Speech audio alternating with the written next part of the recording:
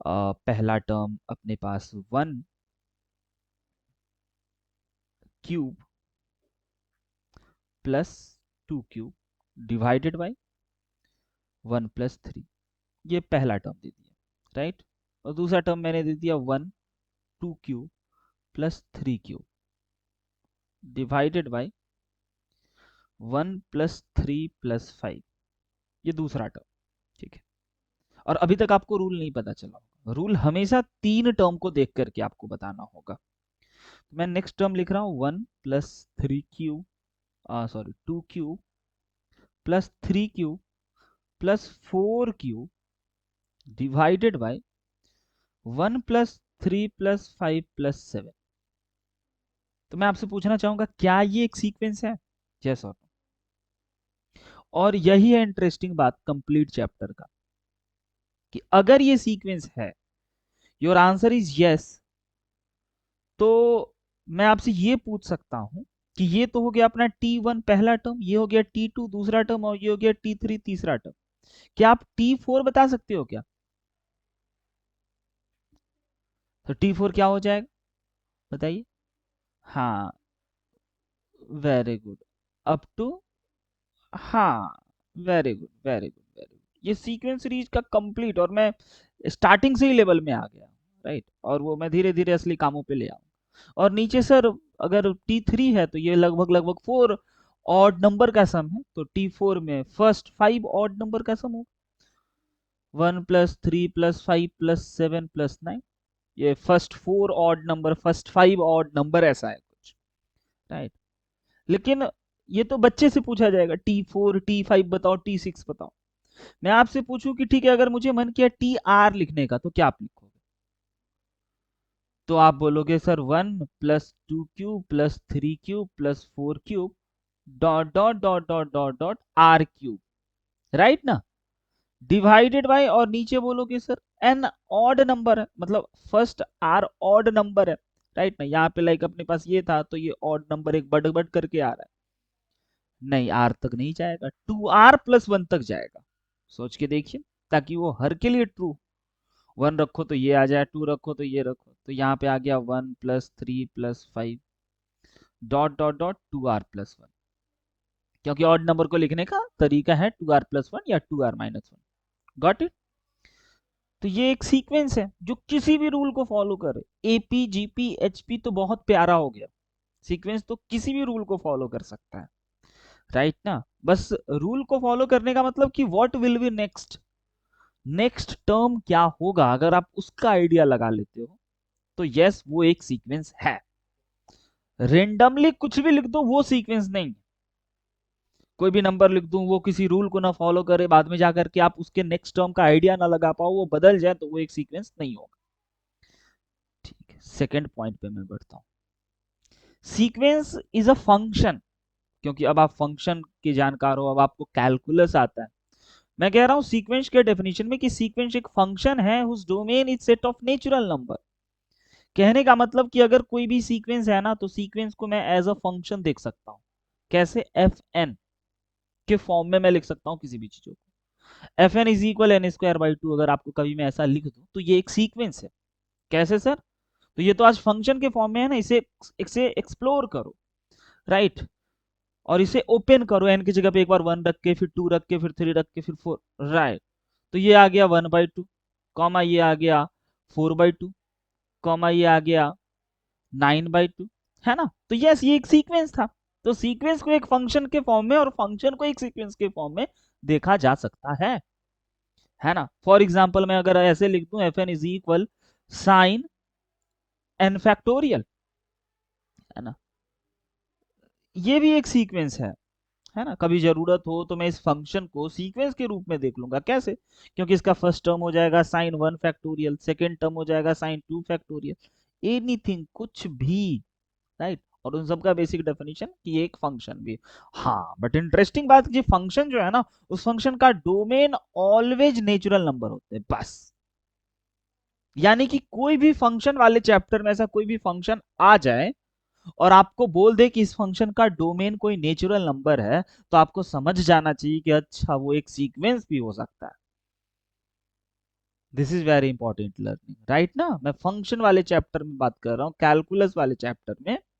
अगर मैंने कोई फंक्शन लिख दिया एफ एक्स इज इक्वल कुछ भी, anything, dash dash dash dash, right, और मैं बोलूं कि इस फंक्शन का डोमेन है ना, domain, right, x belongs to any natural number, तो आप ये बोल सकते हो कि अच्छा, f x is a sequence, है ना। ठीक है, ये एक अच्छा लर्निंग है जो कि किसी भी सवाल में आराम से अप्लाई किए जा सकते हैं। थर्ड पॉइंट पे मैं चलता हूँ। सीरीज और प्रोग्रेशन क्या होता है? जब भी उस सीक्वेंस को आप ऐड या सब्ट्रैक्ट कर दो, प्लस माइनस कॉमा कॉमा को हटा करके प्लस माइनस जैसा कुछ लिख दो, तो वो सीरीज या प्रोग्रेशन कहलाते हैं। डन। ठीक है, ये बहुत बेसिक डेफिनेशन। प्रोग्रेशन मोटे तौर पे ये 5 टाइप के होते हैं। इन 5 टाइप के बारे में अगर आपको डिटेल आइडिया हो जाए ना, राइट, तो इसके अलावा जेई में कुछ नहीं आएगा। एक एपी होता है, एक जीपी, एक एचपी और एक एजीपी, राइट। अर्थमेटिको ज्योमेट्रिक प्रोग्रेशन और एक मिसलेनियस। मिसलेनियस में जो भी छोटे मोटे बच जाते हैं ना, उन सबको यहीं पे डील कर लेते हैं, राइट। तो अपन इसी सभी चीजों को डिटेल में पढ़ने वाले हैं। nth टर्म ऑफ प्रोग्रेशन, इसको मैं स्किप करता हूं क्योंकि इसका तो मुझे वैसे ही यूज हो जाएगा, ये भी इजी, राइट। हाँ, अभी तक मैंने एपीजीपी कुछ नहीं पढ़ाया, मैंने आपको एसएन दे दिया, ठीक है, कि एसएन इज इक्वल ये है, फाइंड nth टर्म, यानी कि टीएन क्या होगा अगर एसएन ये है, राइट ना। तो आपको एक बातों का आइडिया होना ही चाहिए कि अगर किसी भी सीक्वेंस में ना, किसी भी सीक्वेंस में अगर मैं देखूं, राइट, ये T1 है, ये T2 है, ये कोई भी सीक्वेंस है, not AP, not GP, not HP, बच्चा ये एपी जीपी एचपी को जान करके और वो कर लेता है, ये कोई भी सीक्वेंस की, ठीक है। तो एसएन का मतलब क्या? एसएन का मतलब इन सब का सम, T1 plus T2 plus T2 plus T3 plus T4 plus T5 dot dot dot, right ना, Tn, सभी का सम। और अगर आपको इंटरेस्टिंग बात कि अगर आपको एसएन गिवन हो तो टीएन कैसे निकाला जाए किसी भी सीक्वेंस के लिए, है ना। तो जब आपको किसी भी सीक्वेंस का एन टर्म का सम गिवन हो, राइट, और उसमें से आप n-1 टर्म के सम को सब्ट्रैक्ट कर लोगे, राइट, तो वो टीएन के इक्वल होता है। ये बात पता है क्या? ये समझे? नहीं समझे तो मैं और डिटेल में बता दूं, है ना। इसके जस्ट पहले Tn-1 वाला टर्म होगा,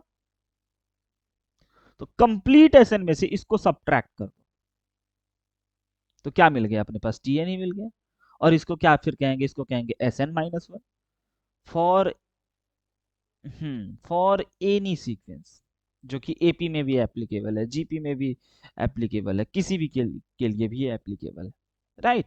वैसा ही हमने क्वेश्चन दे दिया कि Sn अपने को दे रखा है, तो nth टर्म यानी कि Tn क्या होगा ये निकालना है, राइट। तो सबसे पहले Sn दिया है, तो मैं सबसे पहले Sn-1 लिख लूंगा, तो ये हो गया n-1 into n-1 plus 1 into n-1 plus 2 divided by 6, right ना। This is equal to n-1 into, इससे ये कैंसिल, n को यहां पे ले आओ, और ये हो गया n+1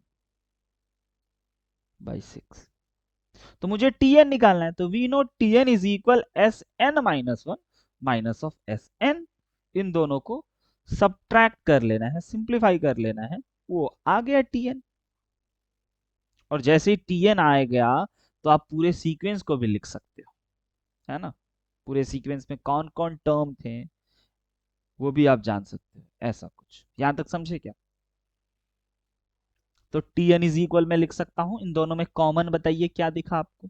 n into n+1 by 6 भी दिख गया, तो अंदर ही अंदर अपने पास बचा n-1, राइट, और माइनस n-2 वाला टर्म, ऐसा हमने लिख दिया, n से n ये कैंसिल हो गया, राइट। तो अपने पास आ गया -3n into n+1 divided by 6, ये आ गया Tn। तो टी एन आ गया, इसका मतलब आप टी वन निकाल सकते हो, आप टी टू निकाल सकते हो, आप टी थ्री भी, टी फोर भी, कंप्लीट सीक्वेंस भी लिख सकते हो। हाँ, राइट ना, इजी, नॉट वेरी डिफिकल्ट। आगे बढ़ो। ठीक है, अब जैसे ये मैंने एस एन दे दिया और मैं पूछ रहा हूं if s n is equal this then which term is 164, right. ये किसी भी सीक्वेंस का एन टर्म का सम है, और वो मुझे सीक्वेंस पता नहीं कि वो कौन सा सीक्वेंस का है, राइट। तो कह रहा है विच टर्म इज 164, 164 कौन सा टर्म होगा, है ना। तो आप इसको बनाने के लिए क्या करोगे, आप ऐसा सोच लो कि टी एन यही है, टी एन 164 है, गॉट इट। क्योंकि कौन सा टर्म तो मुझे एन निकालना है कायदे से। तो एस एन मुझे दे रखा है और टी एन दे रखा है और एन निकालना है। तो मैं जानता हूं कि टी एन इज इक्वल हो जाते हैं एस एन, राइट। यहाँ पे ये फॉर्मूला उल्टा हो गया बच्चा, एस एन होता है। राइट, ये फॉर्मूला उल्टा हो गया, यहाँ के बाद आप कैलकुलेशन खुद से संभाल लीजिएगा। ये उल्टा हुआ है तो ये माइनस वाला प्लस में आएगा आंसर, क्योंकि हमने माइनस वाले को पहले लिख दिया और प्लस वाले को बाद में। जब मैं भेजूंगा ना, रिवीजन करोगे इसको, तो इसको आप संभाल ले, एस एन माइनस वन। ठीक, आगे बढ़ता हूँ मैं इस पे। तो ये हो गया t n is equal s n minus, ऐसा कुछ s n minus s n. तो टी एन की जगह पे मैं डायरेक्ट 164 पुट कर दूं, और एस एन की जगह पे 3n² प्लस 5n पुट कर दूं, राइट। माइनस का 3n² प्लस 5n ऐसा, right, n minus one, very good, n minus one का whole square plus 5 times of n minus one, ऐसा कुछ। अब इसको सिंप्लीफाई करेंगे, n का एक क्वाड्रेटिक दिख रहा है, और वो भी n का क्वाड्रेटिक है भी नहीं है, 3n² से 3n² कैंसिल आउट हो जाएंगे, तो n का वैल्यू यहां से एक लाइन में आ गया, इजी ना। तो ये हो गया अपने पास 3n² minus 6n plus 3, right, plus 5n minus 5। अब ये 3n² से ये 3n² cancel, 164 is equal 5n plus 6n minus 3 minus 5n plus 5। यहां से n का वैल्यू आ गया, आगे बढ़ा जाए, इजी, ठीक है। अब एक सवाल, हाँ, अब आते हैं डायरेक्ट एपी पे। अब यहां तक तो समझ गए, कोई दिक्कत नहीं, कोई कठिनाई नहीं, कोई परेशानी नहीं, ठीक है। एपी में आते हैं डायरेक्ट।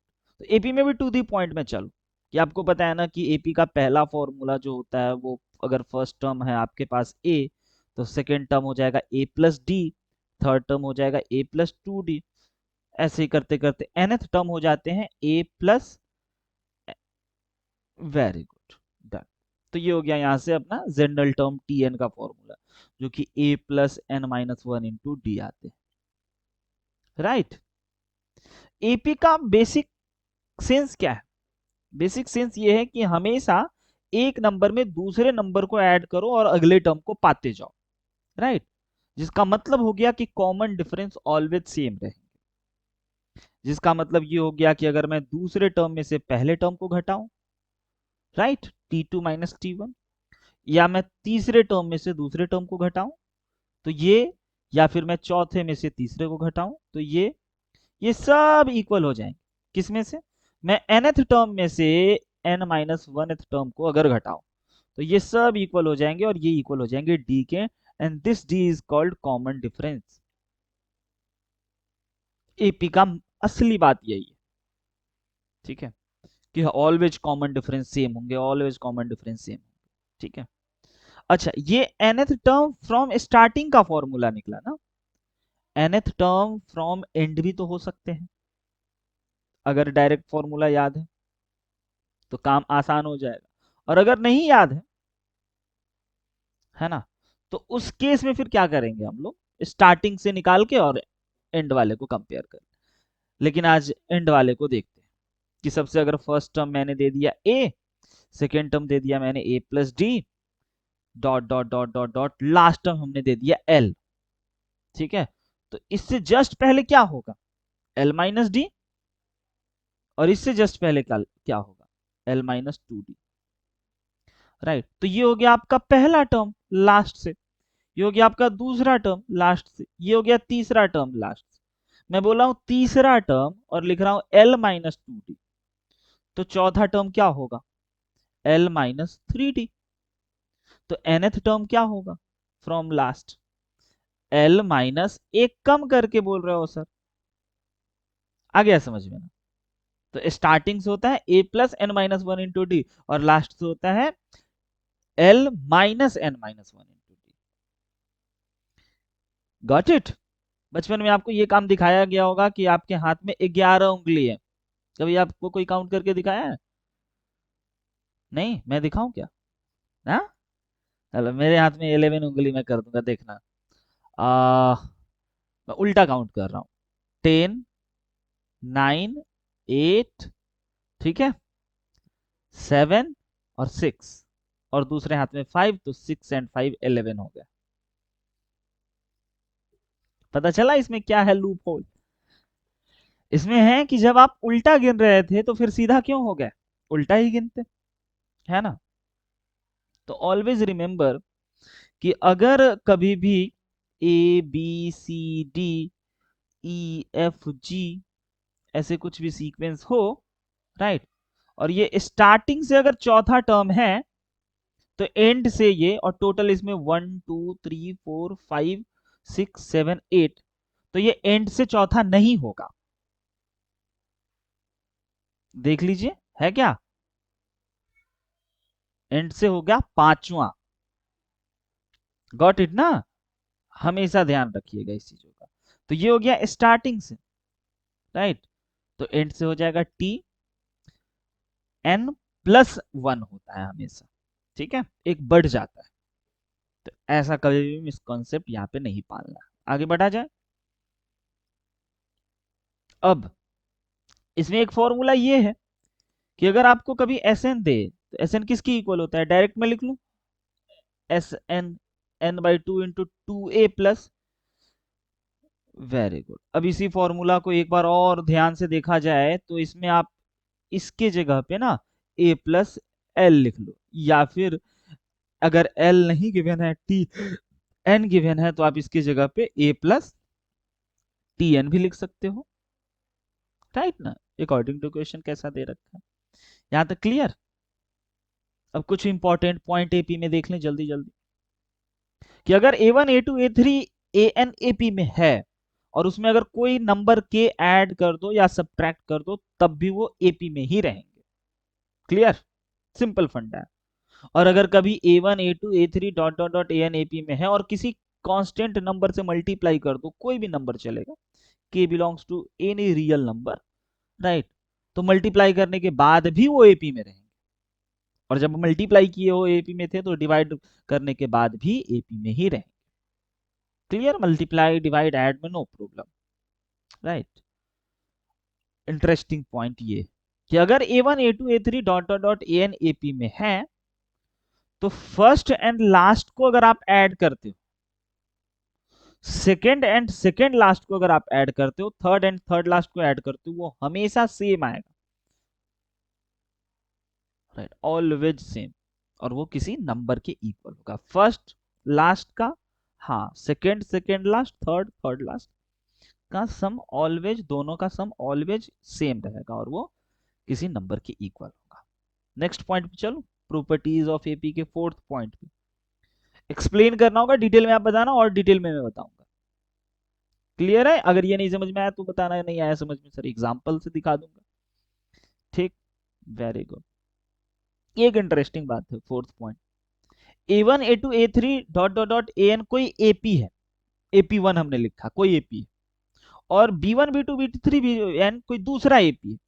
इन दोनों एपी का कॉमन डिफरेंस अलग होगा, दोनों एपी का फर्स्ट टर्म अलग होगा, राइट ना। बस एन दोनों का सेम है, कि नंबर ऑफ टर्म उसमें एन है, तो इसमें भी नंबर ऑफ टर्म एन ही है, ठीक है। इंटरेस्टिंग बात यह है कि अगर कभी ऐसा हो A1 A2 A3 AP में और B1 B2 B3 AP में, ठीक है।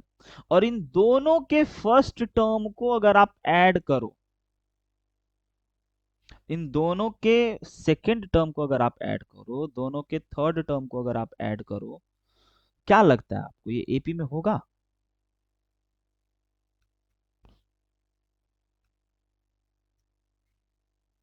तो ये एक अलग टाइप का सीक्वेंस बन गया ना, A1 plus B1, A2 plus B2, A3 plus B3 dot dot dot AN plus BN, ये अलग टाइप का सीक्वेंस बना। इंटरेस्टिंग बात, ये सीक्वेंस अगर दोनों का दोनों AP में है तो भी ये AP में ही रहेंगे, ऐड करने पे या सब्ट्रैक्ट करने पे। ऐड ही का तो जस्ट लाइक वो है सब्ट्रैक्शन। क्लियर? पक्का ना? या एग्जांपल दूं? बहुत अच्छा काम का है ये। दो अगर एपी है और दोनों एपी के ईच एंड एवरी टर्म को ऐड कर दिया, यानी पहले को पहले के साथ, दूसरे को दूसरे के साथ, तीसरे को तीसरे के साथ, राइट? वो बदलना नहीं चाहिए, पहले को पांचवें के साथ और दूसरे को आठवें के साथ, तब नहीं होगा। पहले पहले के साथ, दूसरे दूसरे के साथ, तीसरे तीसरे के साथ, एनथ एनथ वाले के साथ अगर ऐड किया जाए तब भी वो एपी में रहेगा, लेकिन उसके लिए दोनों को एपी में रहना होगा। क्लियर? Fourth point. ठीक है। फिफ्थ पॉइंट पे मैं चलता हूं। अगर आपको कभी एपी एज्यूम करना हो, कभी दे दे कि ये थ्री टर्म्स एपी में हैं, राइट, तो इसमें बहुत चालाकी से हम लोग एज्यूम, पता है ना आपको? Very good. A minus d और उसके बाद फिर ए, फिर ए प्लस डी, ग्रेट। और अगर फोर टर्म हो तो?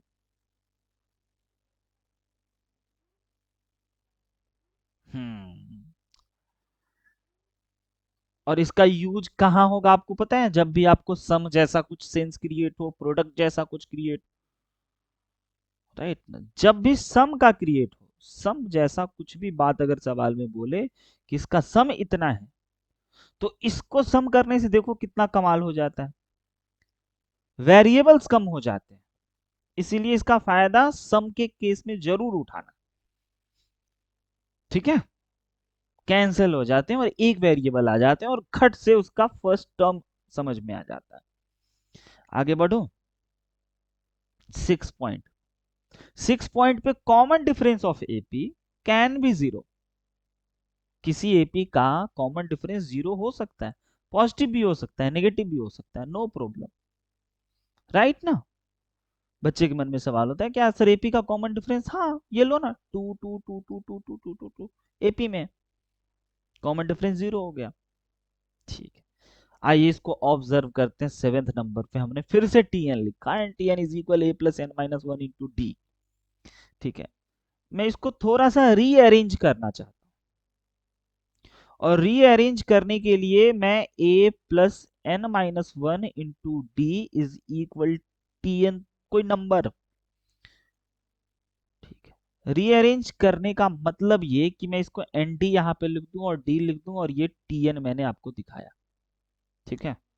तो यहां से क्या मैं एन डी प्लस ए माइनस डी लिख सकता हूं क्या, टी एन? ठीक है। और इसको मैं कह रहा हूं, ये वेरी इंपॉर्टेंट ऑब्जर्वेशन है। ये क्या है? तो मैं कहना चाहूंगा दिस इज लीनियर इक्वेशन। अच्छा, लीनियर इक्वेशन कहां से? इन n variable, variable is very important, right ना? इन एन वेरिएबल, ये एन वेरिएबल का एक लीनियर इक्वेशन बन गया, राइट? क्योंकि डी कोई नंबर होगा, ए कोई नंबर होगा, डी कोई नंबर होगा, टीएन भी कोई नंबर होगा। यानी कि अगर कभी भी आपको टीएन जो है ना, TN, right, two n plus one, ये लीनियर एक्सप्रेशन दिख रहा है, तो आप समझ जाना कि ये टीएन पक्का एपी में है। ये है लर्निंग। समझे क्या? अगर मैं कभी ऐसे दे दूं टीएन इज इक्वल, तो आप चेक मत करना, मजदूरी हो जाएगा। फोर एन प्लस फाइव दे देना, तो आप बिना वो टर्म को निकाले हुए आप ये जान लेना कि ये एपी में है, क्योंकि लीनियर इक्वेशन या linear expression in n variable आपने ऑब्जर्व किया, राइट। और अगर कभी मैं कोई टी एन दे दूं ऐसा 2n² + 4 + 5n, तो आप ये बोल दोगे कि ये एपी में नहीं है। कुछ होगा, राइट। बट इतना तो कंफर्म कह सकते हैं देखते ही सवाल में कि अच्छा ये सवाल ये टीएन लिखा हुआ है, ये जनरल टर्म लिखे हुए हैं, तो ये एपी में है या एपी में नहीं है। तो आपने ऑब्जर्व किया कि एपी में होगा या नहीं होगा, वो टीएन देखते ही आप पहचान लोगे, है ना। जैसे कि एक प्यारा सा सवाल यहाँ पे प्रकट हुआ था, राइट। मैं ला रहा हूँ, कोई दिक्कत नहीं।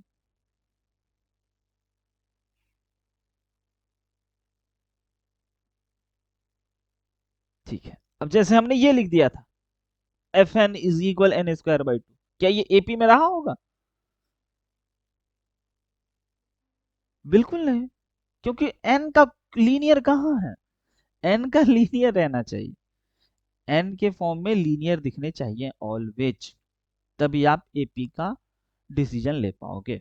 आगे बढ़ू मैं, ये 7th पॉइंट क्लियर। ठीक है, जैसे अच्छा टी एन यानी कि उसका general term, first term second term, t n AP में होना चाहिए, point to be noted. T n quadratic equation नहीं, टी एन क्या, लीनियर इक्वेशन होने चाहिए, तब आप बोलोगे कि वो एपी में है।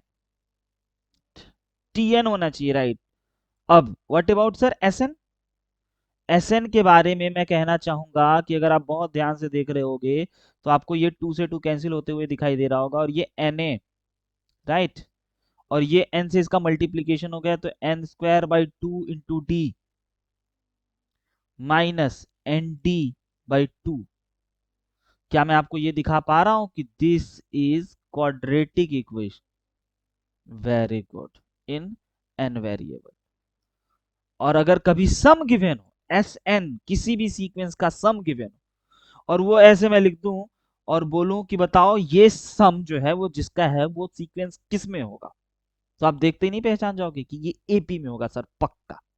क्यों? क्योंकि एन का क्वाड्रेटिक दिख रहा है, राइट ना। ये एस एन जो है, एस एन, तो ये जो होगा ये एपी का सम है, एपी का सम है, समझे ना। आपको ऐसे देखना है, कभी भी अगर मैं एस एन दे दूं कितना भी भयंकर n² + n1/6, ये क्या है, ये सर एपी का सम है। गॉट इट ना। अभी अभी एस एन एक आया था अपने पास सवाल में, मैंने बिना उस वक्त एपी पढ़ाए आपसे पूछा था, राइट। जैसे कि ये देखिए, इसका एस एन बताइए क्या है। S n quadratic equation in n variable, देखते ही आप समझ गए कि ये जो सर लिखा हुआ है ना पक्का एपी में होगा, है ना। इसीलिए इसका निकालना इतना आसान था एन। तो मैं कह रहा हूं कि टी एन अगर एन वेरिएबल का लीनियर दिखे तो एपी बोलिएगा, एस एन अगर क्वाड्रेटिक दिखे एन वेरिएबल का तो एपी बोलिएगा। ये क्लियर है? आगे बढ़ूं, ये बहुत इंपॉर्टेंट ऑब्जर्वेशन। ठीक है, बताइए, ये कौन सा नेगेटिव टर्म होगा? तो आप ये सोच लो ना कि टी एन जो होगा वो निगेटिव हो गया, राइट। टी का nth टर्म जो होगा वो निगेटिव हो जाएगा, तो हमने लेस देन 0 कर दिया, ये क्लास 10th लेवल का है, राइट ना। क्लास 10th लेवल का ये सवाल है, तो कौन सा टर्म जो होगा वो निगेटिव होगा। तो टी एन का फॉर्मूला आपको बहुत इजीली पता है, a + n−1 × d, डी कितना हो गया यहाँ पे सब्ट्रैक्ट होते ही, -2/3, -2/3 घटते जा रहे हैं, लेस देन 0, यहाँ से एन का इनइक्वालिटी सॉल्व कर लेंगे, वो आंसर आ गया। इजी। आगे बढ़ू, ठीक है। अब ये तो क्लास 10th लेवल का सवाल है, क्या कह रहा है, pth टर्म ऐसा, if pth term is q and qth term is p, उल्टा उल्टा, right, then p + qth term is 0। Class 10th में ये एपी में सवाल था, किसी एपी का pth टर्म q है, qth टर्म p है, यानी किसी एपी का फिफ्थ टर्म जो है वो 7 है अगर, और सेवेंथ टर्म अगर क्या है, 5 है, राइट। तो 12th टर्म इस एपी का पक्का 0 होगा। ठीक है, इसको प्रूफ तो नहीं करना है, कैलकुलेशन है वो। फॉर्मूला में आप ऐसे a plus n minus one into d लगा करके पी क्यू, ए निकालो डी निकालो पुट करो, आ गया। क्लियर है ये? आगे बढ़ू? अभी अभी नॉर्मल ही चल रहा है, हल्का फुल्का, जहां अच्छा आएगा मैं हाँ लो भाई। ये देखिए एक सवाल जेई मेन का, एकदम एपी के बेसिक डेफिनेशन पे स्टार्टिंग पे ही, a comma b comma c comma d are in AP, ये सब एपी में। तो a minus four b plus six c minus three d इन चारों में से किसके इक्वल होगा, राइट। और ऑप्शन बी सी डी जो है ना, उसमें E D D E D, अच्छा ई डी सब में है, इसमें भी ईडी है, इसमें भी ईडी है, इसमें भी ईडी है। तो मुझे ईडी के टर्म में लिखना है इस पूरे चीजों को, राइट ना। तो सबसे पहले मैं ये सोच लूं बेसिक कॉन्सेप्ट कि ए बी सी डी ई अगर एपी में है, right, are in AP, then we can easily write b minus a, right ना, इक्वल हो जाएंगे सी माइनस बी के, और ये इक्वल हो जाएंगे डी माइनस सी के, और ये इक्वल हो जाएंगे ई माइनस डी के। और ये कंप्लीट ऑलवेज एक कांस्टेंट होगा, जिसे मैं मान के चल लेता हूं लेमडा, राइट। तो अब यहां से आप ये देखो कि a माइनस बी, अब मुझे ये गिवन है, राइट, यानी कि b माइनस ए लेमडा की इक्वल, ये भी लेमडा की इक्वल, ये भी लेमडा की इक्वल, ये भी लेमडा, और कंप्लीट आंसर में ed ही लाना है। तो अब मेरे जो सवाल है ना, ये अगर a minus four b plus six c minus three d जो है, इसमें अगर क्या रहता, a माइनस बी रहता, राइट, a माइनस बी सिर्फ रहता, तो मैं उसके जगह पे माइनस लेमडा लिख देता। यहां तक क्लियर? तो मैं माइनस क्रिएट कर रहा हूं, तो माइनस क्रिएट करने के लिए हमने माइनस थ्री बी को इधर कर लिया, बी माइनस थ्री बी, ठीक है, और बाकी को एज इट इज छाप दो, ताकि एक आराम आराम से। अब इसके जगह पे आप लिख दोगे माइनस लेमडा, क्योंकि b माइनस ए लेमडा की इक्वल है, तो a minus b minus lambda की इक्वल। और सर यहाँ b और c है, यहां अगर सर थ्री है और यहां भी अगर थ्री रहता, है ना, तो और आसान हो जाता। तो लो भाई थ्री बना लेते हैं, ताकि मैं इसके जगह पे यहाँ पे प्लस थ्री सी और प्लस थ्री सी करके बैलेंस कर लूंगा, और माइनस का थ्री डी। अब आपको दिख गया कि इसके जगह पे मैं क्या करूं, है ना, सर थ्री कॉमन ले लो, राइट, तो ये माइनस थ्री लेमडा बन गया। और इसके जगह पे मैं क्या करूं, है ना, सर माइनस थ्री कॉमन ले लो, तो ये माइनस थ्री लेमडा, है ना। माइनस प्लस का देख लीजिए कहीं पे कुछ चमत्कार तो नहीं है ना, यहां है, यहां पे, गॉट इट। अब हमने, सर हमने लेमडा में निकाला, तो लेमडा लेमडा ये कैंसिल आउट हो गया, ये माइनस का लेमडा है, और आंसर में ई डी। तो भाई हमने एक बार इसको भी इक्वल कर लिया, इसको भी, ये बचा हुआ था, तो इसके जगह पे मैं ई माइनस डी पुट कर दूंगा। The right answer is d minus e. देखिए ना कितना आसान था। आगे बढ़ू? चलिए इस सवाल को ट्राई कीजिए।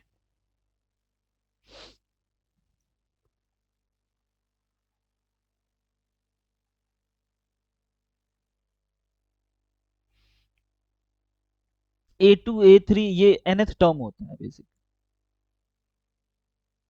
राइट ना। ए टू का मतलब वही ए प्लस डी वाला term, a four a five का मतलब ए फोर, हाँ, और a three a minus two d is equal ten. तो ए डी का एक इक्वेशन ये बनेगा, और दूसरा इक्वेशन ए प्लस डी और ए प्लस एट डी। ये बकवास सवाल हो गया ना, दोनों इक्वेशन को सॉल्व करके ए डी निकाल लेंगे। आगे बढ़ना चाहूंगा, अच्छे सवालों पे चलते हैं ना। ये देखिए ये जेई में भी आते हैं, टेस्ट में भी आते हैं, right. If seventh term of AP is 9, T7 किसी एपी का दे रखा है 9, then find common difference of AP so that value of this is minimum. यानी कि T1 T2 T7 is minimum, ये मिनिमम है, राइट ना। तो डी क्या होगा, ठीक है। यानी कि मेरे को डी निकालना है, कॉमन डिफरेंस निकालना है जब ये मिनिमम होगा। तो ये मिनिमम कब होगा उसको समझने के लिए पहले ये समझ लेते हैं कि सर T1 T2 T3 को ना डी के फॉर्म में लिखो, तब तो आप डी के बारे में कमेंट कर पाओ। तो ये मुझे दे रखा है, इसके हेल्प से क्या मैं a plus 6d is equal 9 लिख दूं। यहां तक क्लियर। तो a इज इक्वल मैं क्या लिख पाऊंगा, वेरी गुड। अब जो एक्सप्रेशन मेरे को निकालना है उसको देखिए, है ना। मुझे निकालना है T1 into T2 into T7, right. ये एक एक्सप्रेशन है, इस एक्सप्रेशन को मैं y एज्यूम कर, राइट। y मिनिमम होगा तब d क्या होगा, राइट ना, यही सवाल है ना। y मिनिमम होगा तब d क्या होगा। अब T1 के जगह पे बताओ मैं a रख देता हूं, T2 के जगह पे मैं a प्लस डी रख देता हूं, राइट। और T7 की जगह पे मैं a प्लस 6d रख देता हूं। कहोगे सर वैल्यू पता है ना, वैल्यू रख लेते हैं हम लोग, बिल्कुल रख लेंगे, नो इशू। अब ये जो y का फंक्शन बना इसमें दो दो वेरिएबल a भी और d भी। अच्छा आप भूले तो नहीं, मुझे निकालना क्या है, मुझे निकालना है d। कब, जब y मिनिमम हो तब। तो इस कंप्लीट फंक्शन को मैं एक वेरिएबल में बदल लूं, d वेरिएबल। तो इस a की जगह पे मैं इसके हेल्प से 9 माइनस 60 लिख लूंगा, राइट। इस a की जगह पे 9 माइनस 6d और ऐसा कुछ।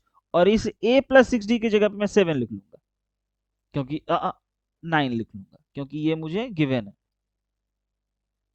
राइट। अब आप देखो तो आपके पास ना ये y जो है ना वो d वेरिएबल का एक क्वाड्रेटिक दिख रहा है, 9 माइनस 6d, और ये बन गया 9 माइनस 5d, बाहर में 9 का मल्टीप्लीकेशन, है ना, एक क्वाड्रेटिक बना। अब क्वाड्रेटिक का मिनिमम वैल्यू और मैक्सिमम वैल्यू आपको पता है कब होता है।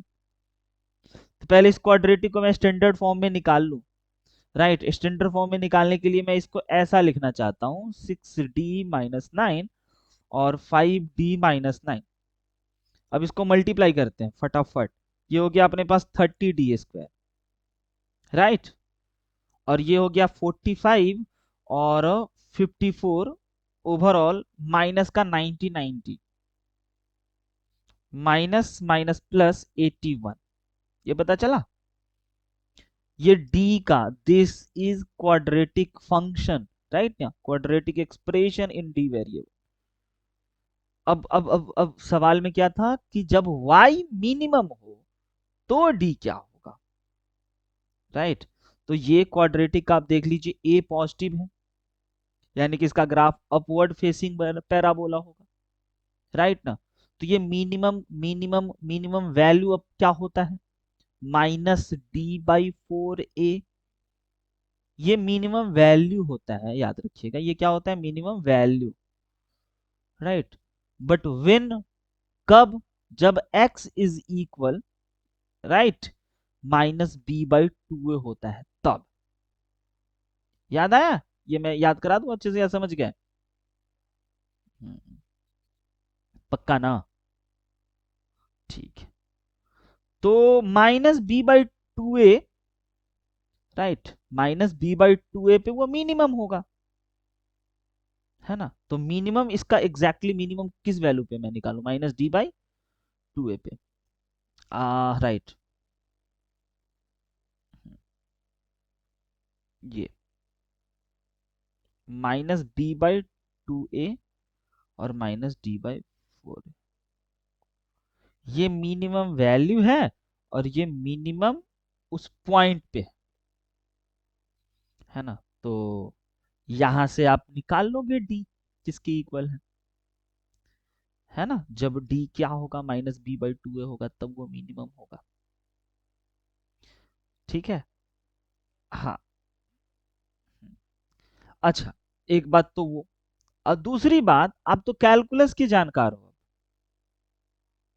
है ना, कैलकुलस की जानकार हो तो आप क्या करोगे, इसे डिफरेंशिएट कर दोगे, है ना, और डिफरेंशिएट करने के बाद इसका एक ही मिनिमम वैल्यू होगा, जो जीरो आएगा उस पे, वो उसका आंसर आ गया। राइट, तो डिफरेंशिएट करते ही ये 9 बाहर, और इसका हो गया 60d, क्योंकि ये आसान हो गया ना, आप कैलकुलस के जानकार। और ये dy/dt, क्योंकि डी के रिस्पेक्ट में था, इसको आप जीरो कर दोगे, क्योंकि इसी पॉइंट पे ये मैक्सिमा या मिनिमा देगा, है ना, और क्वाड्रेटिक अपवर्ड फेसिंग पैराबोला है, तो ये पॉइंट ऑफ मिनिमा ही तो होगा, है ना, तो इसी वक्त ये मिनिमम होगा। तो 60d - 99 को आप जीरो के इक्वल कर दिए, उसके डेरिवेटिव्स को, तो d is equal 99/60 is your right answer. समझे क्या, कैलकुलस वाला अप्रोच, क्योंकि कैलकुलस तो बहुत, बिल्कुल बिल्कुल बिल्कुल। और दूसरा ये, अगर बच्चा को कैलकुलस नहीं पता है तो ऐसे भी कर सकता है। आगे बढ़ो।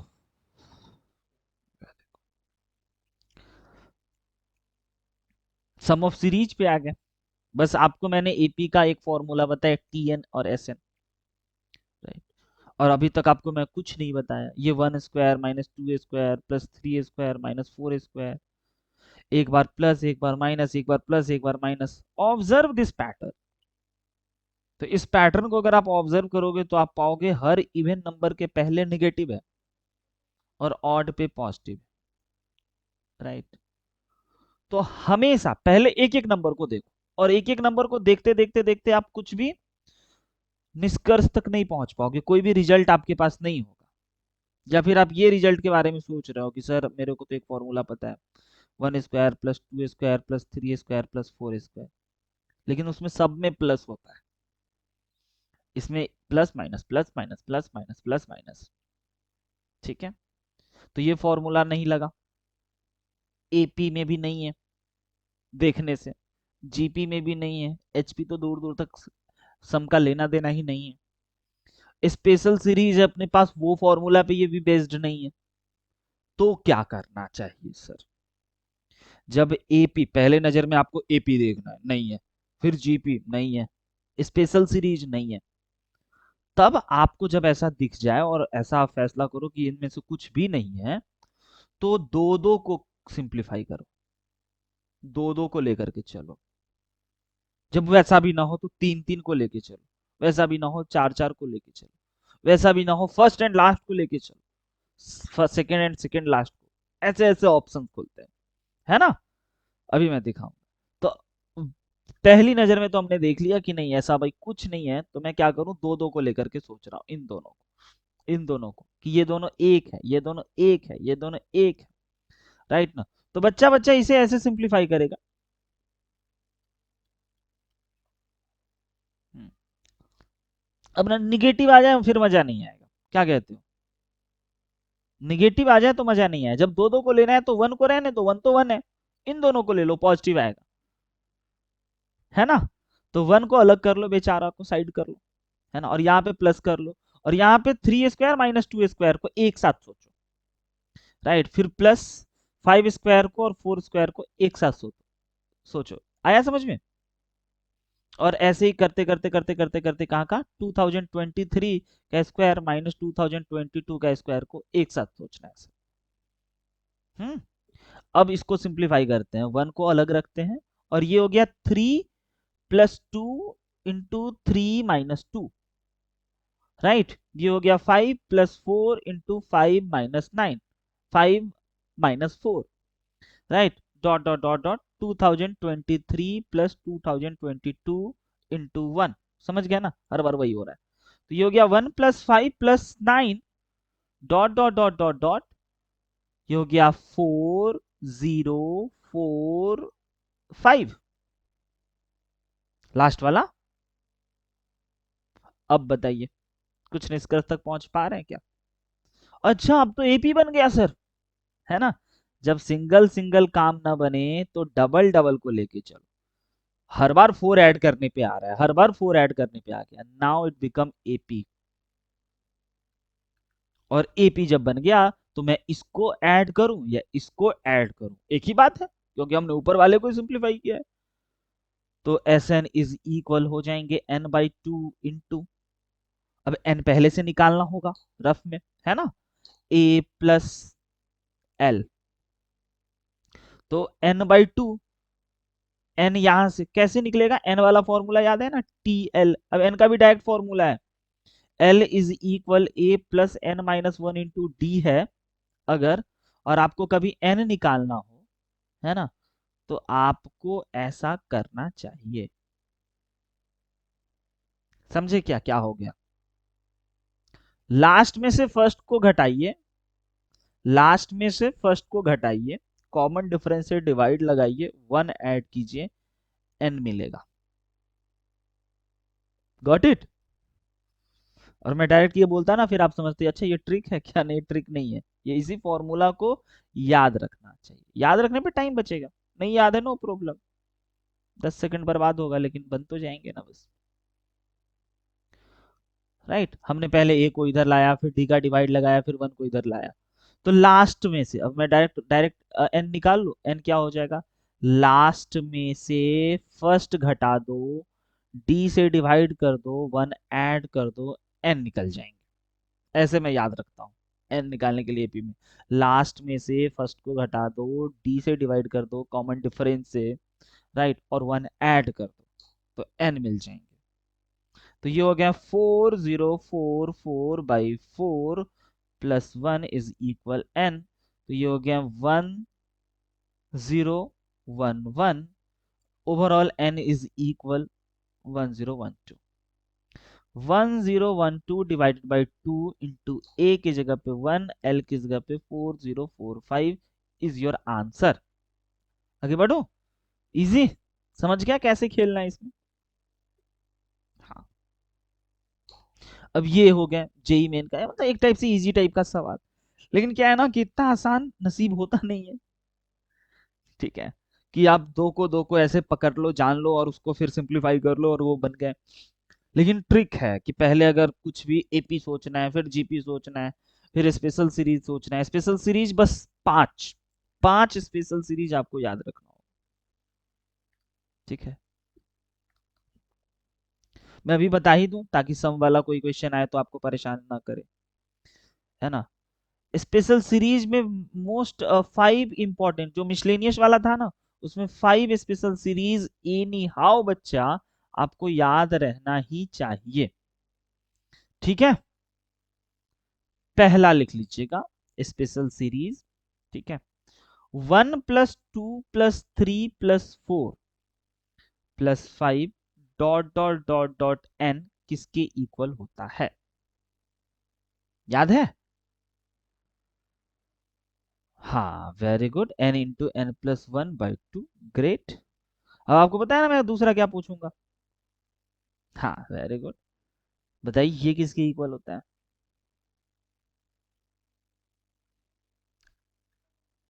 याद नहीं है, याद रखना होगा, n into n plus one into 2n+1 divide by 6।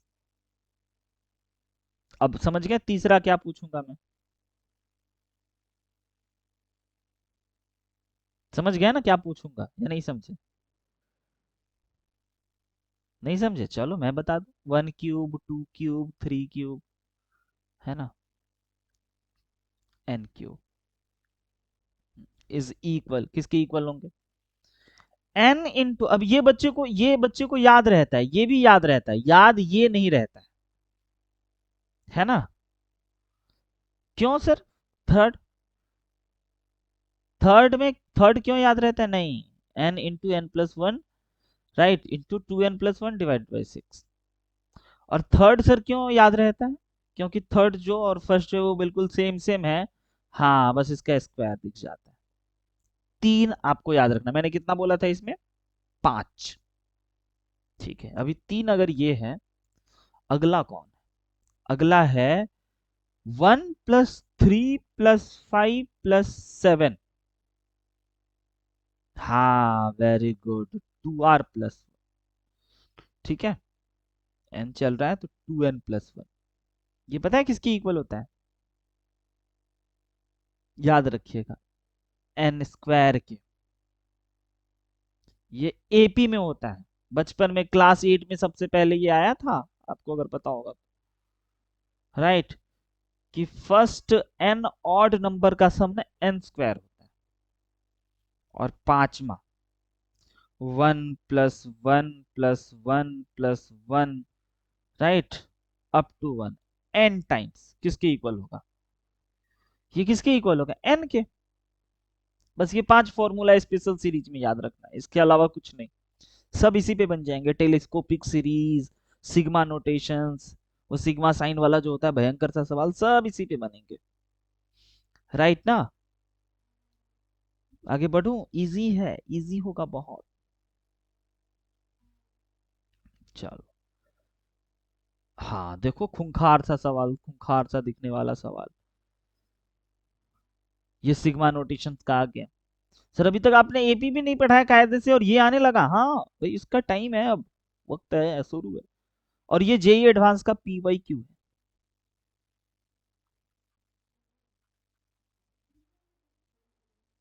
हम्म, अब जेई मेन के लिए बिल्कुल सटीक सवाल है, और जेई एडवांस में more than one option correct हो सकते हैं,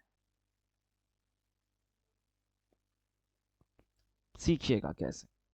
एसएन दे रखा है, ये एसएन ऐसे विकराल रूप में दिया है, तो इस एसएन को तो आप डिकोड कर लोगे ना पहले, कि सर एक बार ना के की जगह पे 1 रखना है और अप टू 4n तक जाना है। इसको देख के डर तो नहीं लगता है ना, ये आलसी लोगों का पहचान है ना? एक बार 1, फिर 2, फिर 3, फिर 4, और मुझे ऐड करना है, तो SN can take value, SN क्या हो सकता है क्या नहीं हो सकता है, राइट ना? तो पहले मैं ऐड कर लूं, फिर मैं डिसाइड करूंगी कि क्या होगा क्या नहीं होगा, ऐसा ही सोच रहे हो?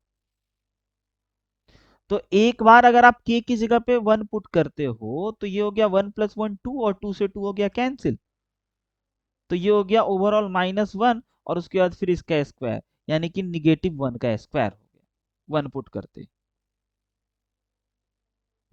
देख लीजिए, क्योंकि ये क्या है, ये जो दिया है, ये क्या है? ये तो बस साइन कन्वेंशन बताएगा कि उस टर्म के आगे पॉजिटिव होगा या निगेटिव होगा, और ये असली टर्म तो ये है, के²। अच्छा, जब आप के की जगह पे 2 रखोगे, तो पॉजिटिव मिलेगा या निगेटिव मिलेगा? ये येलो वाला बॉक्स, सोच लीजिए। 2 से 2 कटा,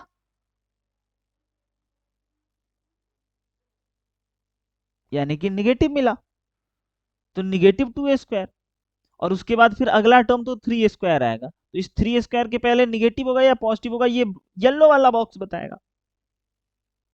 जब इसकी जगह आप 3 पुट करोगे, तो बताओ क्या आएगा, निगेटिव या पॉजिटिव?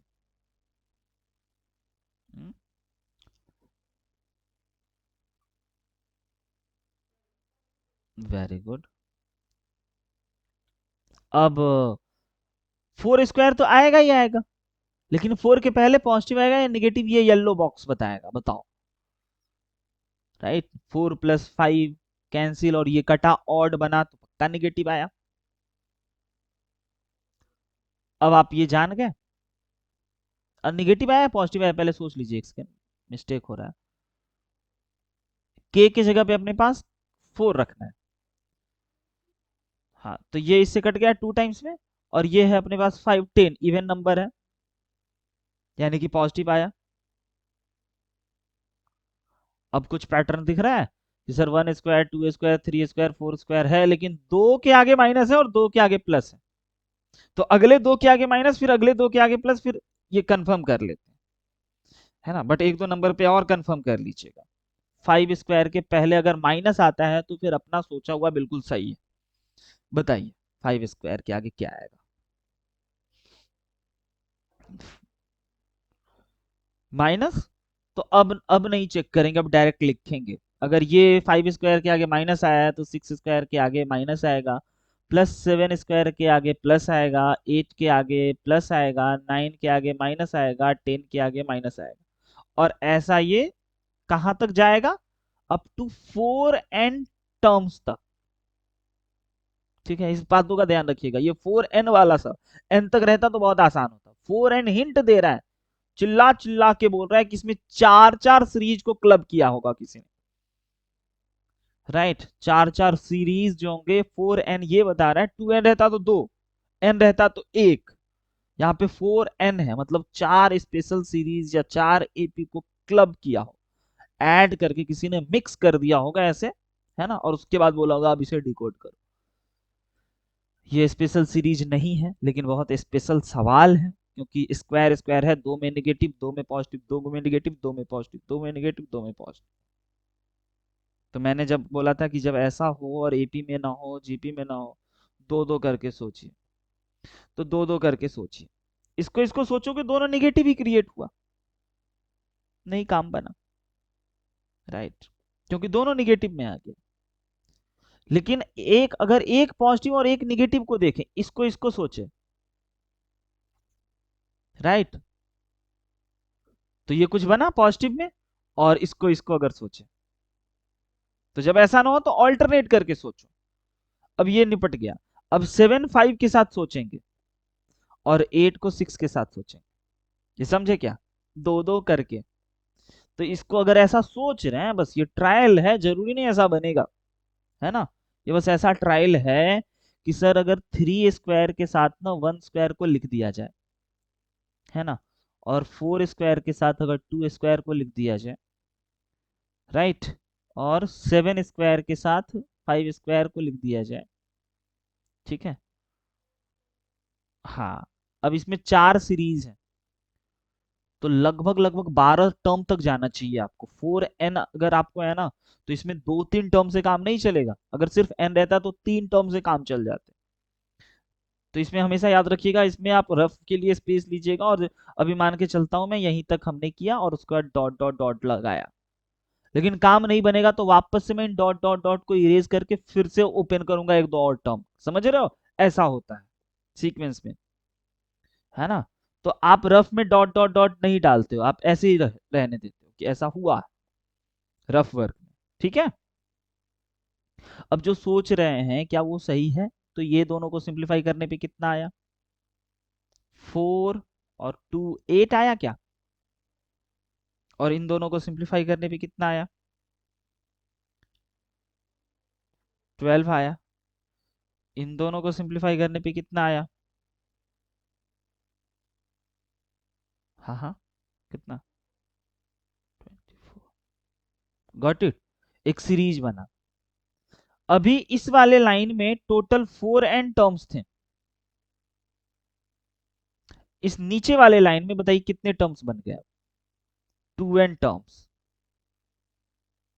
ये समझे क्या, क्योंकि दो दो मिलके एक बना, दो दो मिलके एक बना, तो टोटल 4n लोग रहे होंगे, तो अब 2n लोग बच गए। अच्छा, यहां तक क्लियर है ना। अब इसको इसको आप ऐड करो, और मतलब ये चेक करो कि ये एपी में तो नहीं है, तो इसमें 6 ऐड करने पे ये आएगा,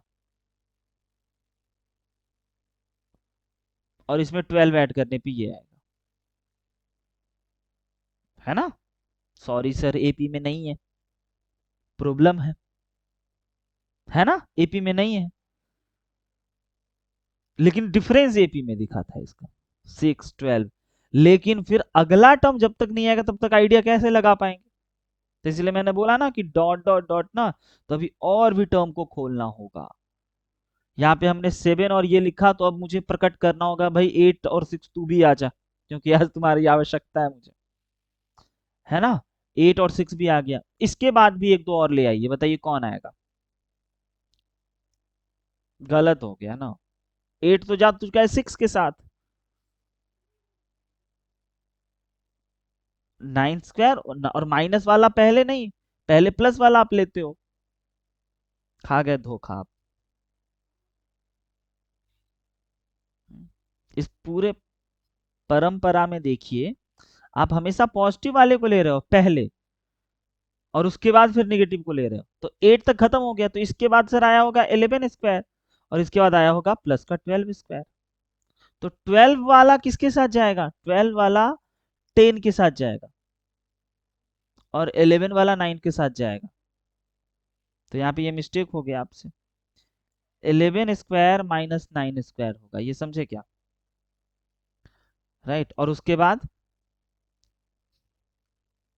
हम्म तो ये धोखा नहीं होना चाहिए। अब फिर इन दोनों को एक साथ आप देखोगे, इन दोनों को एक साथ देखोगे। अब एक दो और टर्म प्रकट करते हैं। ये हो गया कितना, 6 + 4 14, 14 × 2 28, 14 × 2 28, राइट, बिल्कुल सही। और 11 + 9 हो गया आपके पास कितना, 20, और × 3 कितना हो गया मल्टीप्लाई करने के बाद, 20 और 2 40 हो गया ये, राइट ना, ये वाला। और ये कैलकुलेट कीजिए, 22 और 244। हमने कुछ लोगों को प्रकट किया ताकि और बेटर कमेंट कर पाए कि अच्छा भाई ये क्या है। यहां तक समझ रहे हैं, यहां तक समझ रहे हैं? One of the best master problem, इसीलिए मैं इस पे लगा हुआ हूं आपके साथ। अब बताइए क्या ये एपी में है? तो सर अभी अभी आपने बोला कि इसमें 6 ऐड करने पे ये बना, इसमें 12 ऐड करने पे ये बना। नहीं सर, एपी में नहीं है। जब ऐसा नहीं हो तो मैंने क्या बोला, एक एक जंप करके देखो। डायरेक्ट एपी में नहीं है ना, तो एक एक जंप करके देखो। इसमें बताओ कितना ऐड करोगे तो ये आएगा, 16 ऐड करोगे तो फिर इसमें 16 ऐड करोगे तो क्या 40 मिला? यस, 8 24 40 एपी में है। तो अगला बचा भी एपी में होना चाहिए। कौन कौन बचा हुआ है? तो अब ये सर 12 को आप देखो 28 के साथ, बताओ कितना ऐड करने पे ये आएगा। मतलब ये 16 ऐड करने पे ये आया, तो क्या इस पे 16 ऐड करने पे ये आया क्या? सोच लो। तो इसका मतलब यह सर दो दो एपी को किसी ने क्लब कर दिया है, जानबूझ के डिफिकल्ट बनाने के लिए। आया समझ में? तो आप क्या करोगे, दोनों एपी को अलग अलग, चलो सर अलग अलग करते हैं। ये 8 के साथ 24 को लिखना पसंद करते हैं, है ना, फिर 40 को, और dot dot dot dot dot, ठीक है। और उसके बाद फिर दूसरे वाले में 12 के साथ लिखना पसंद करते हैं 28 को, और 28 के साथ 44 को, और dot dot dot. Total 2 n terms थे, तो सर एन टर्म्स इधर आ गए और एन टर्म्स इधर आ गए। अब ये दोनों एपी का सम हो गया, राइट ना। तो इन दोनों एपी के सम में ना कुछ तो कॉमन है, देखो सारे इवन नंबर है, 2 तो पहले कॉमन निकाल लो ताकि कैलकुलेशन इजी हो जाएगा। 2 इसमें से भी हमने निकाल लिया, तो ये बन गया 4 + 12 + 20, डॉट डॉट डॉट एन। और इसमें भी अगर 2 कॉमन हमने पहले ही निकाल लिया है, राइट ना, तो ये है अपने पास कितना, 6 + 14 + 22, डॉट डॉट डॉट एन। अब ये एपी का सम लगा देना है, तो ये हो गया 2, और इसमें सम का फॉर्मूला हो जाएगा सर 2 से सब में मल्टीप्लाई है, याद रखना है, ठीक है आपको। ठीक है, तो ये हो गया sir n/2, right, into 2a plus, यानी 8 प्लस n-1 इंटू डी। इसका डी कितना हो गया, 8, राइट। ऐसा समझे क्या? प्लस ये हो गया n/2 इसमें भी, right, into 12 plus n-1 into 8, इसमें भी 8, इसमें भी 8, सही है ना। दोनों एपी का कॉमन डिफरेंस सेम है, लेकिन एपी डिफरेंट है, दोनों फर्स्ट टर्म की वजह से, ठीक है। अब अगर इसको सिंप्लीफाई किया जाए तो एस एन इज इक्वल आपके पास क्या आया, n/2, n/2 बाहर आते ही कॉमन है, तो अपने पास सिर्फ और सिर्फ n दिखा, और अंदर ही अंदर 8 + 8n - 8, right, plus 12 plus 8n-8, ऐसा दिखा कुछ। 8 से 8 पहले हटा दो सर, और ये हो गया Sn is equal n into 16, और उसके साथ साथ प्लस में 4। ये आ गया अपना Sn, जिसको हम लोग इतने मेहनत से ढूंढ रहे थे। n का क्वाड्रेटिक है, एपी में ही तो था, राइट ना। अब कह रहा है कि Sn क्या क्या हो सकता है, तो Sn क्या क्या हो सकता है और क्या नहीं हो सकता है, more than one option correct है। तो n की जगह पे अब आपको ऑप्शन रखने होंगे, है ना। तो n की जगह पे डायरेक्टली ऑप्शन कैसे, या तो आप इसको ऐसे सिंप्लीफाई कर लो उसके बाद ऑप्शन रखो, या इसी में ऑप्शन पुट कर दो। नहीं नहीं नहीं, n की जगह पे आप 10 पुट करो, मान के चलो एग्जाम्पल। हाँ, तो 10 रखते ही ये बन गया 10, और ये बन गया 164, तो ये हो गया 1640। 1640 सर ज्यादा हो गया, है ना। तो यानी कि 1640 वाले कोई ऑप्शन ही नहीं है, तो ये ज्यादा हो गया। अपना ऑप्शन 1000 से 1300 के बीच में, तो n की जगह पे सर 8 रख लेते हैं। 8 रखते ये हो गया 8 इंटू 16 इंटू 8, 128 ना। तो 128 प्लस 4 132। अब इन दोनों को मल्टीप्लाई करो तो ये कितना बना 16 S8, बताइए सिंप्लीफाई करें। 1056, यानी कि ए राइट ऑप्शन है। अच्छा, और ये 1000 में आया, देखो जब आप 10 रखिए तो ये 1600 में चला गया, 8 रखे तो ये 1000 में आ गया, राइट ना। तो पक्का S9 भी कोई आंसर होगा, क्योंकि बाकी 1000 से 1300 के बीच में है। तो S की जगह पे अगर आप 9 रखोगे तो ये हो गया 9 इंटू 144 प्लस 4 148, यानी 9 इंटू 148। अब 9 इंटू 48 इसको मल्टीप्लाई करें यूनिट डिजिट 48, 48 है ना। 72 72 72, राइट ना। तो इस पे आया या नहीं आया इसको चेक कीजिए, क्योंकि 2 है। नहीं नहीं, 2 आया, मल्टीप्लाई कीजिए 148 को 9 से, 1332। D is the right answer. पक्का ना, मल्टीप्लाई करके ना ऐसी जय माता दी। ठीक है, आया समझ में। अच्छा, और अब ये इसके आसपास है सर, ये तो बिल्कुल नहीं आएगा, क्योंकि 10 रखने पे हमने देखा 1600 के आसपास आया, 8 रखने पे हमने देखा 1000 है, तो 1100 कभी आ ही नहीं सकता है, 1300 ही आया। तो दो option is the right. AP के सम पे कितने ब्यूटीफुली क्राफ्टेड सवाल थे, आपने देखा क्या, है ना। 4 एपी, वो भी तो था ना, उस सबको तो आपने क्लब नहीं करते तो ये हिलता भी नहीं सवाल, राइट ना। तो ये था कि एक नहीं मिले तो जंप करके देखो, दो नहीं मिले दो जंप कर करके देखो, तीन जंप। सवाल सॉल्व करने से पहले तो सोचना होगा, राइट ना। उसके बाद आप एग्जैक्टली नेक्स्ट वाले टर्म को जान पाओगे। आगे बढ़ो, चलिए। एसएन ये है, तो क्या पहले ये बताइए एपी में है क्या, एपी में है क्या, एपी में है क्या, यस और वेरी गुड। और अगर एपी में है तभी तो दुनिया आपसे कॉमन डिफरेंस पूछेगा, राइट ना। तो मैं डायरेक्ट एक बात बता दूं, अगर एपी में है, ठीक है, तो एक बात समझ लीजिए, तो एपी का कॉमन डिफरेंस, तो कॉमन डिफरेंस के लिए तो टी एन चाहिए मेरे को, क्योंकि इसमें क्या होता है दूसरे टर्म में से पहले टर्म को सब्ट्रैक्ट करने पे डी मिलता है, और मेरे पास एस एन दे रखा है। तो एस एन जैसे ही दिया है तो मैं सबसे पहले क्या सोच लूंगा, टी एन कैसे निकलेगा, है ना। या फिर हाँ बिल्कुल वो। अच्छा, तो मेरे को डी निकालना है, तो डी के लिए T2 माइनस T1 चाहिए। अच्छा, S1 जो होता है वो T1 के इक्वल होता है, और वो A के इक्वल होता है, ये बात आपको पता था क्या। फर्स्ट टर्म का सम और A सब एक ही है, तो है। तो इसको देखते ही फर्स्ट टर्म का आइडिया लग गया, 3 + 5 इज इक्वल 8।